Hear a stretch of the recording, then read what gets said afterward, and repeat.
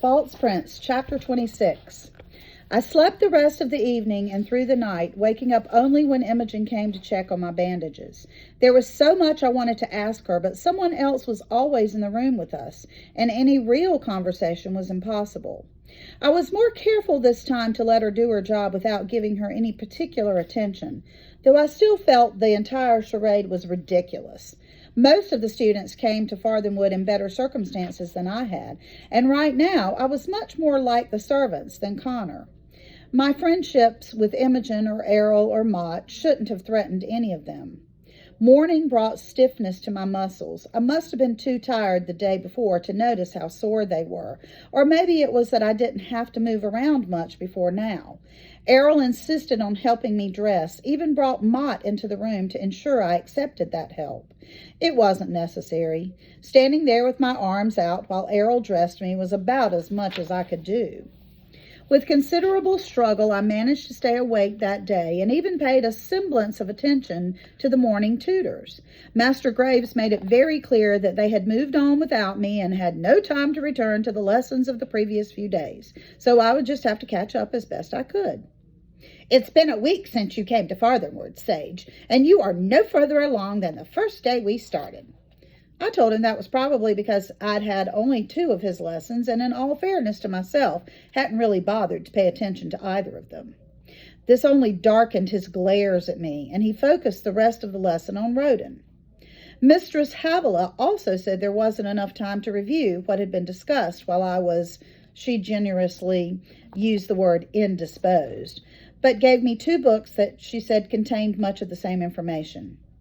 "You probably can't read them without help," she said. "Perhaps Tobias will help you in the evenings." "I'm curious that Tobias has already given me too much help," I said. Tobias gripped the sides of his chair and said whatever he might do to please Master Connor would please him. Roden and Tobias did horseback and sword fighting lessons that afternoon. I was excused from participating, but Mott insisted I watch them. I watched the horseback lessons until they rode too far away for me to see them, and I fell asleep. The sword fighting lesson was somewhat more interesting. Tobias was still a disaster with a sword, but Roden had improved significantly. I wondered if he was just naturally talented or if he'd been putting in a lot of extra hours of practice. Mott commented on it too. Roden shrugged and said Cregan had offered to help him during free hours. "Cregan is skilled with a sword, but he is self-taught," Mott warned. "With him as your teacher, you will learn to fight, but your style will not reflect the training of a prince." "Well, my lessons with you will help me pass for the prince," Roden said, "but Cregan's lessons, they'll keep me alive." Dinner that evening was relatively quiet. Connor vaguely inquired after our progress, but said he'd already had full reports from all of our instructors. He asked me what I was doing to try to catch up. I shrugged and said I planned to study Tobias's notes after he was asleep. Tobias shot me a glare, but Connor laughed. "And what is your response to that?" Connor asked Tobias. Tobias shook his head. "I have no notes, sir, and Sage couldn't read them if I did. If you did have notes, Sage could get them and perhaps even read them. You better be careful, Tobias, or Sage will end up as my choice." "Oh, that would be a mistake, sir," Tobias mumbled. "Your mistake," Connor corrected, "is that you are more interested in pleasing me than becoming like the boy Prince Jarin was. Learn to fight back, Tobias. Be strong." His eyes drifted to me and he shook his head. "Don't be smug about that, Sage. Jarin didn't seek fights either the way you do. I can see you all still have much to learn about who the prince really was."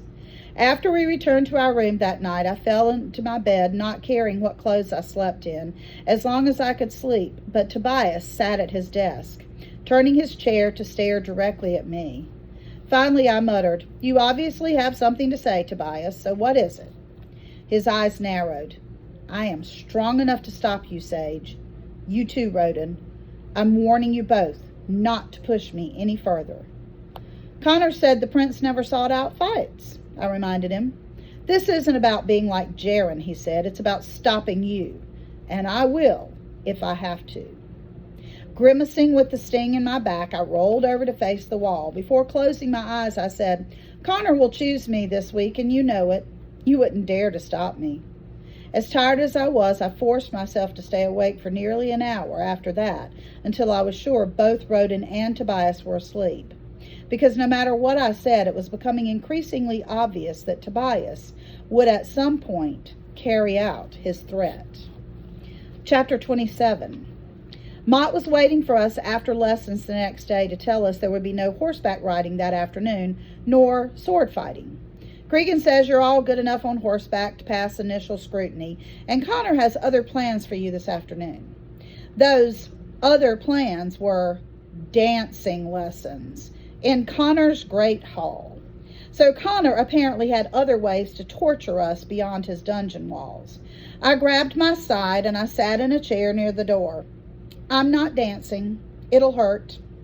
Today's the only time we can spare for these lessons, Connor said, walking in ahead of a small group of women. Surely a handsome young prince would never be so tired that he couldn't enjoy a dance with a lovely young lady. Reluctantly I stood, though swallowing a laugh when I saw our 3 dancing partners. None of them were young, and lovely was a kind exaggeration. They were dressed in clothes similar to his other servants and had the rougher skin of women that were accustomed to physical labor. Roden shared a grin with me. Tobias straightened his spine, but he looked a little nervous. Don't be shy, boys, Connor said. You don't have to romance them. It's just some dancing, and all of them are fine dancers. We walked forward and made the decision of who our partner would be based on which lady happened to be standing closest to us. My partner was a woman in her 40s who whispered to me that her name was Jean.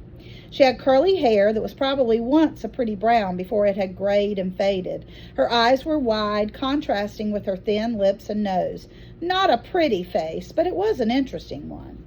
Connor began instructing us on the basic minuet, demonstrating the steps himself with Roden's partner, then clapping his hands to a beat as we imitated him. Jean was pleasant and helpful and forgiving with every mistake I made.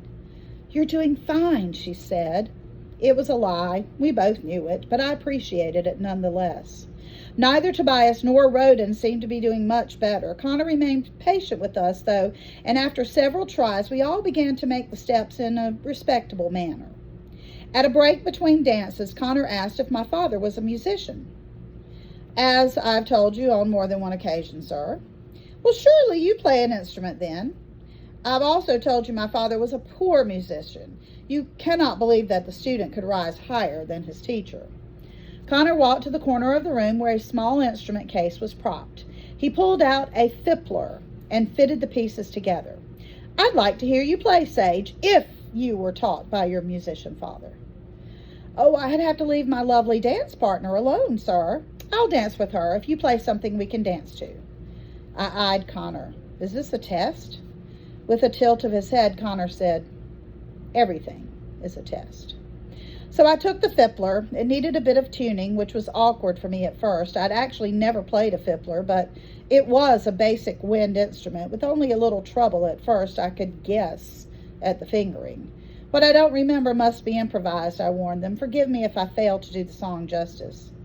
Then I began to play. It wasn't a song for dancing, but was instead a sad melody that had always given me images of loneliness on a forgotten beach in the night. It was a tune that used to make my mother cry, and after a while my father no longer played it. After a while he no longer played any songs at all. But I never forgot that one tune. When I finished, there was a hush in the room. I handed the fiddler back to Connor, who solemnly said, You were right, Sage. The student cannot rise higher than his master. I believe we need to dance again.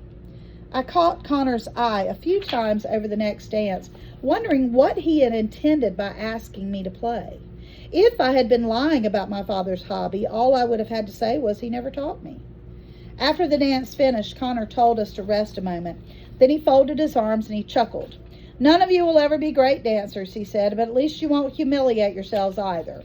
We'll work a bit longer, then I'll have each of you boys go and change clothes. You're going to work in the kitchen tonight, learning from the servants about what is expected there and serving guests. You will need to learn these roles because I'll have you serving the betrothed Princess Amarinda tomorrow evening.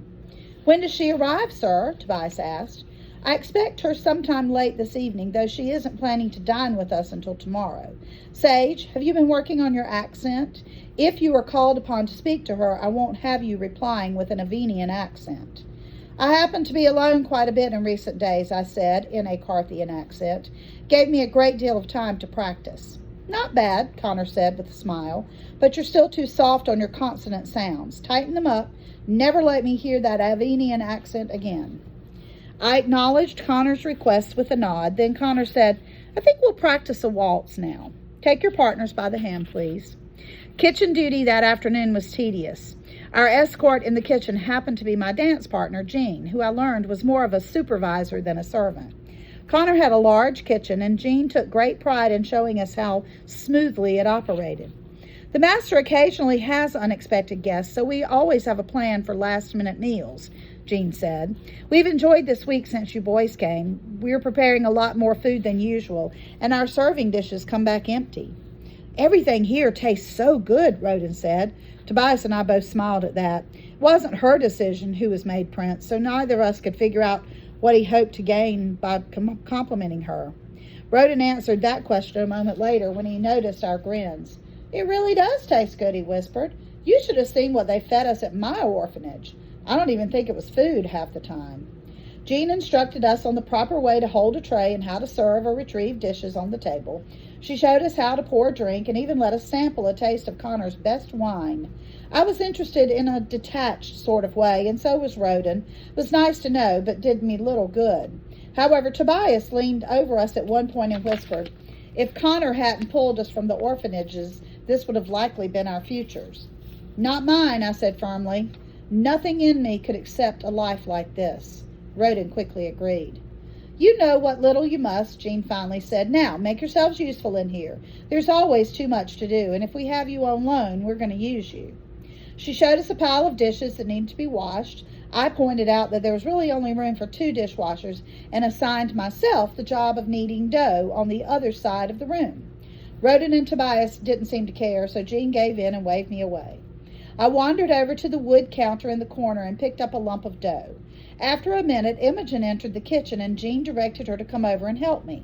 To my surprise, she didn't seem to object, and only moved a set of kitchen knives out of my way, giving herself room beside me to knead another lump of dough. I've done this before, I said, working my fingers into the warm dough. It was one of the jobs at the orphanage, but the dough here is much better. We ate a lot of charity ingredients before, which almost always meant whatever was unfit for the upper classes. She glanced at me and I continued, I don't see why the upper classes object to food with weevils in it. They're very nutritious. That finally earned a real smile, even though it was far from the funniest thing I'd ever said to her. Then I realized that smile wasn't about me. Something in her had changed. You're different, I said quietly. Without looking up at me, she nodded. She couldn't tell me what it was, but she didn't need to. There was less fear in her than before. Imogen! A tall, square-cut man shouted from the far end of the kitchen. Based on his clothing, he was one of Connor's chefs.